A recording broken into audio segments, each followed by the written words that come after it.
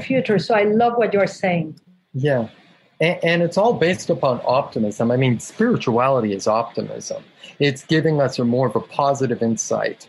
When we are surrounded by materiality, see, spirituality kind of takes us away from materiality. And that also includes to not be so pessimistic, which is more of that darker Kali Yuga cycle where it was the age of materials. Anything that you couldn't touch was not real, basically. We didn't believe in the concept of higher thought. So mankind has just started to awaken, basically. And this is in the since the 17th century. They say it was about the time period of Benjamin Franklin discovering the light bulb. And right about the time that we discovered the telescopes, it was written in some Vedic texts that by the time we could find the outer stars, that would be a time period of technology because we had to use technology, the telescope, to find them. That this marks the onset of the stage of the next cycle of leaving this time period of great darkness and moving into this new awakening that we're going into right now. Wow. Peter, I think this podcast, everyone that is listening, please make your notes. This is more than a podcast. This is a masterclass. It's a masterclass. So I'm just going to keep listening. It's incredible. Thank you so much because there's so much I need to share. Please continue.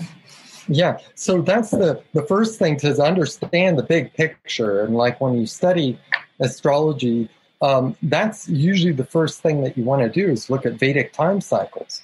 And in my travels to India, I got a lot of arguments with a lot of teachers that said, nope, we're still in the Kali Yuga. And I was like saying, how? Like we're in the age of technology. This is impossible. And could you say that we're not in the age of electricity? I mean, it's called the age of electricity. Or this is called basically the Bronze Age. So the Kali Yuga is like the Iron Age. The cycle that we're in is the Bronze Age, where mankind has finally awakened from this deep sleep. And one of the reasons why is because when we're in the Kali Yuga, which was like the crucifixion, when Christ was crucified and the fall of the Roman Empire and things, everybody was enemies with each other. But at least today in these countries, we have more, in this world, we have alliances also as well. So the Dwapara age, after this cycle in a few thousand years, depending upon what system you're looking at, then we go into what's called the Tretra age, where we become light bodies, basically, and that's called the Silver Age. And then finally we move into the Golden Age in about 6,000 years. And the Golden Age is called the Age of Truth, and that's the Satya Yuga. And in the Satya Yuga, we live to be thousands of years old, perhaps. But right now, our consciousness, being way down here, away from the galactic light and the galactic center, we're actually only using about 10% of our consciousness. And how we can raise that consciousness is to be more conscious, to meditate, and to pray. That is what's happening in the world right now. Now, much like when you spin a ball around a center, it gets faster. So there's this tethering effect right now that's happening, even though it may take thousands of years to actually get. Because of the Satya Yuga, our whole planetary system, everything is starting to speed up right now. And we're moving into this alignment, what's called this, in this last year, we moved into this alignment with the galactic center, also known as the Shiva Kali access points, which basically is this alignment from what are called these Vedic stars. One of them is called Mula, and it's where the south node of the moon is, Ketu, and then Rahu is in Sagittarius in what's called Ardra Nakshatra. Wow. Okay? And even though this only happens once every 18 years, the north node of the moon is a planet that, and a cycle that has to do with sort of a deception of reality. Rahu is called the north node of the moon. And Rahu steals the Amrita in the ancient story of the Vedas from the gods. Which is, just for people to know, the Amrita is like the nectar of the divine, the nectar of the gods, right? Right. And so in this cycle, there was this this great cycle that started. It was called they were creating gods, basically, and it was called the Samadra Matha. It's an episode in Hindu philosophy that's like narrated in what's called the Bhagavad Puranas. Okay, and the Puranic texts were like the ancient encyclopedia of India, basically. And it's a story about Vishnu churning the ocean of immortality. And so if you think that I lost you, please, I'm going to make full circle in everything that I'm doing because it may sound too complicated. But I love, you know what is happening, Peter? I think that these are the times for your sharing. Like maybe we will have had this conversation 10 years ago. It will sound complicated. But what I'm noticing in humanity right now is that people are awakening. And for example, you know, the Puranas, and you say it's so beautiful. This was the first text I read at 12 years old, the Vedas and all of that, because my mom just kept it in my room because she had no space. But what I'm saying is that all of this is sounding now more like normal language because the field of consciousness is so awakened that now you have a lot of entrepreneurs, business people, people that were more rational are becoming more spiritual. It's kind of the language of the now, what you are sharing. So I think that plus our audience of Sovereign Futures, they are all, you know, highly students of themselves. They do the inner work, they meditate. So keep going. Yeah. So I just want to throw this in. I'm throwing in all these little bookmarks. But in ancient India, when the child was about 2 to 7 years old, the mother would hold the child, even though the child did not actually, at that point, being so young, like 2 years old, understand what she was saying. She would recite these Vedic texts to have the child in that, as being birthed, to understand the virtues of life at such a young age. And today, what do? At the age of technology and Dwapara, here's my babysitter. It's an iPad. Do the game, right? So mothers out there, we really have to move away from gaming and trying to be distracted. We really must be focused and hold our children and read them these ancient texts and have an understanding that if you believe in Vedic astrology, we believe in the laws of cause and effect or the laws of karma, that we come back into this lifetime.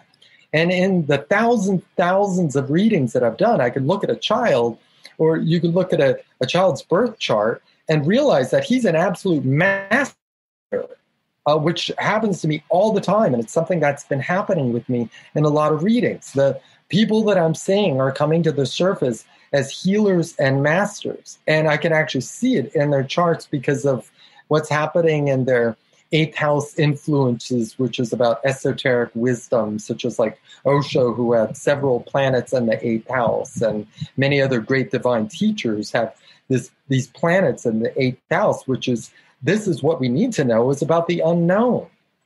So when we hold the child and we read to them about the virtues of life, that we can really understand a deep part of ourselves, or it's very good karma to be able to teach a child something that would bring the child back to himself.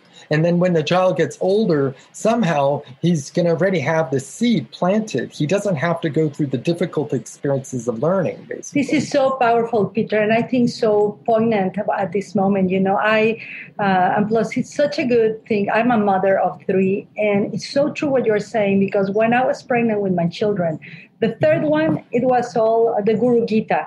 The Guru Gita, my child knows it. He was in the belly, and he was, breastfeeding and everything. It was the Guru Gita. My first child, my daughter, it was all the Vedas, the Gayatri Mantra, etc. My second child, who was diagnosed with autism, it was the Upanishads and the Bhagavad Gita. And my daughter is 23, my son is 20. Whenever they have a challenge or something, they remember those words.